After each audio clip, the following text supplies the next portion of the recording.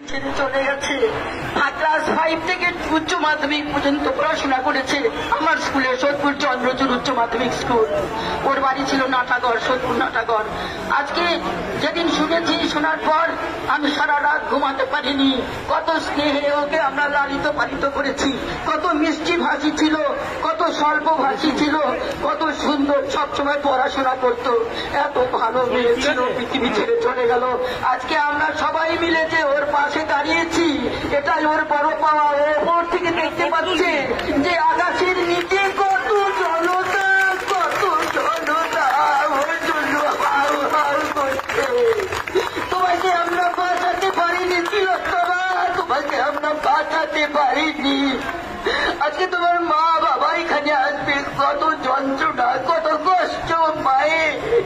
আমরা তো ওর শিক্ষিকা, আমরা পারছি না থাকতে, আমাদের রাতের পর রাত ঘুম হচ্ছে না। আজকে কি করে বাঁচবে ওর মা, কি করে বাঁচবে ওর প্রেমিক ছেলেটি? কোন তমসায় হাঁটছে, কি করে ওর এই ভ্যালেন্টাইন ডে ও পালন করবে? কোন তমসায়, কি করে? মাগো, তুই কত কষ্ট পেয়েছিস, তুই কত কষ্ট পেয়েছিস, কত ডেকেছিস, তোর টিচারদের ডেকেছিস, মাকে ডেকেছিস, বন্ধু বান্ধবকে ডেকেছিস, কেউ সাড়া দেয়নি, কেউ শুনতে পায়নি। সবাই শুনতে পেয়েছে। চলে গেছিস মা, ওপর থেকে তুই দেখ, তোর জন্য তোর পাশে কত জনতা, কত জনতা। আমি পারছি না। ওর মা বাবা কি করে থাকবে, কি করে থাকবে একলা? ওর মা বাবা তো কেউ নেই, আমরা কতদিন থাকবো ওর মা বাবার পাশে?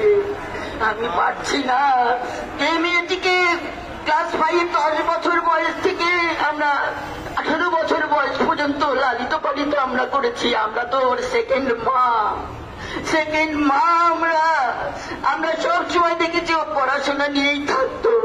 আমার বাড়ি দমদম বেদিয়াপাড়া, আমার বাড়ি, আমার স্কুল সোদপুর চন্দ্রচূড় উচ্চ মাধ্যমিক স্কুল।